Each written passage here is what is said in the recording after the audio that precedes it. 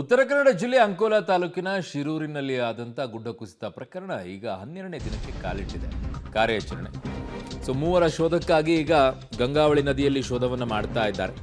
ನೌಕಾದಳ, ಭೂಸೇನೆ, NDRF, SDRF, ಅಗ್ನಿಶಾಮಕ ದಳ ಎಲ್ಲರೂ ಕೂಡ ಇದ್ದಾರೆ. ಗಂಗಾವಳಿ ನದಿ ನೀರಿನಲ್ಲಿ ಕಾರ್ಯಾಚರಣೆ ಮಾಡ್ತಾ ಇದ್ದಾರೆ. ಗಂಗಾವಳಿ ನದಿಯಲ್ಲಿ ಬಿದ್ದಿರುವ ಮಣ್ಣಿನಲ್ಲಿ ಶೋಧವನ್ನು ಮಾಡ್ತಾ ಇದ್ದಾರೆ. ಭೂಕುಸಿತದಿಂದಾಗಿ ಕಾಣೆಯಾದ ಕೇರಳ ಮೂಲದ ಅರ್ಜುನ್, ಶಿರೂರಿನ ಜಗನ್ನಾಥ್ ನಾಯಕ್, ಗಂಗೆಕೊಳ್ಳದ ಲೋಕೇಶ್ಗಾಗಿ ಈಗ ಶೋಧವನ್ನು ಮಾಡ್ತಾ ಇರೋದು.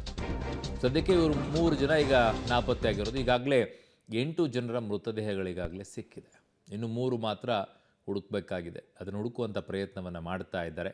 ಆ ರಭಸದಲ್ಲಿ ಕೊಚ್ಕೊಂಡು ಬಂದು ಮಣ್ಣು ಹೇಗೆ ನದಿಯಲ್ಲಿ ಬಿತ್ತೋ ಆ ಮಣ್ಣಿನ ಅಡಿಯಲ್ಲಿ ಸಿಕ್ಕಾಕೊಂಡಿರ್ಬೋದು ಅಂತೇಳಿ ನದಿ ಪಾತ್ರದಲ್ಲಿ ಈಗ ಶೋಧ ಕಾರ್ಯಾಚರಣೆಯನ್ನು ಮಾಡೋ ಕೆಲಸ ಮಾಡ್ತಿದ್ದಾರೆ.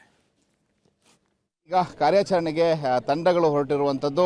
ಸಾಕಷ್ಟು ಜನ ಈಗ ಪ್ರಯತ್ನವನ್ನು ಮಾಡ್ತಾ ಇದ್ದಾರೆ. ಯಾಕಂತಂದರೆ ಶೋಧ ಕಾರ್ಯ ಅಷ್ಟು ಸುಲಭದ ಮಾತಲ್ಲ.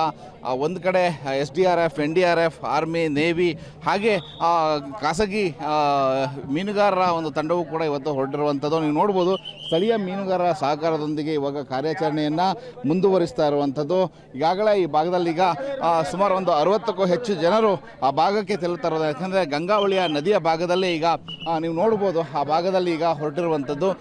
ಈಗ ಆ ಭಾಗದಲ್ಲಿ ಈಗ ಮೀನುಗಾರರ ಜೊತೆ ಈಗ ಸ್ಕೂಬಾ ಡೈವರ್ಸ್ಗಳು ಕೂಡ ಹೊರಟಿದ್ದಾರೆ. ನೋಡ್ಬೋದು, ಇಲ್ಲಂತ ಕೆಳಭಾಗದಲ್ಲಿ ಈಗ ಸ್ಕೂಬಾ ಡೈವ್ ಮಾಡಲಿಕ್ಕೆ ಈಗಾಗಲೇ ಏನು ತಂಡಗಳಿದೆ, ಈಶ್ವರ್ ಅವರ ಒಂದು ನೇತೃತ್ವದ ಒಂದು ತಂಡ ಏನಿದೆ ಅದು ಕೂಡ ಈಗ ಸಿದ್ಧವಾಗಿ ಹೊರಡ್ತಾ ಇದ್ದಾವೆ. ಆಕ್ಸಿಜನ್ ಲೆವೆಲ್ ಅದನ್ನು ತೆಗೆದುಕೊಂಡು ಹೋಗ್ತಾ ಇರುವಂಥದ್ದು. ಒಟ್ಟಿನಲ್ಲಿ ಈಗಾಗಲೇ ಕಾರ್ಯಾಚರಣೆಗೆ ಹೊರಡ್ತಾ ಇರುವಂಥದ್ದು. ಅದರ ಜೊತೆಗೆ ಈಗ ಬೆಳಗಿನಿಂದ ಭಾಳಷ್ಟು ತೊಂದರೆಗಳಾಗಿತ್ತು. ಯಾಕಂದರೆ ಮಳೆಯ ವಾತಾವರಣ ಇತ್ತು, ಮಳೆ ಬರ್ತಾ ಇತ್ತು. ಆಮೇಲೆ ಗಂಗಾವಳಿಯ ನದಿಯ ನೀರು ಹರಿವು ಹೆಚ್ಚಾಗಿತ್ತು. ಎಲ್ಲ ಕಾರಣಕ್ಕೆ ಕಾರ್ಯಾಚರಣೆಯನ್ನು ನಿಧಾನವಾಗಿ ಪ್ರಾರಂಭ ಮಾಡಿರುವಂಥದ್ದು. ಇದೀಗ ಪ್ರಾರಂಭವಾಗಿರುವಂಥದ್ದು ಕಾರ್ಯಾಚರಣೆ. ಆ ಭಾಗದಲ್ಲಿ 4 ಪಾಯಿಂಟ್ಗಳಿದ್ದಾವೆ. ಆ ಭಾಗದಲ್ಲಿ ಏನನ್ನು ನಾವು ರೆಸ್ಕ್ಯೂ ಮಾಡೋಕ್ಕಾಗುತ್ತೆ ಅನ್ನುವಂತಹ ಒಂದು ಪಾಯಿಂಟ್ಗಳಲ್ಲಿ ಮಾರ್ಕ್ ಮಾಡಿಕೊಂಡು ಹೋಗ್ತಾ ಇರುವಂಥದ್ದು. ಕೆಳಭಾಗದಲ್ಲಿ ಈಗಾಗಲೇ ಒಂದು ವಿದ್ಯುತ್ ಕಂಬಗಳು, ವೈರ್ಗಳಿಗೆ ಸಿಕ್ಕಿಕೊಂಡಿದ್ದಾವೆ, ಕಲ್ಲು ಬಂಡೆಗಳಿದ್ದಾವೆ, ಆಲದ ಮರ ಇದ್ದಾವೆ.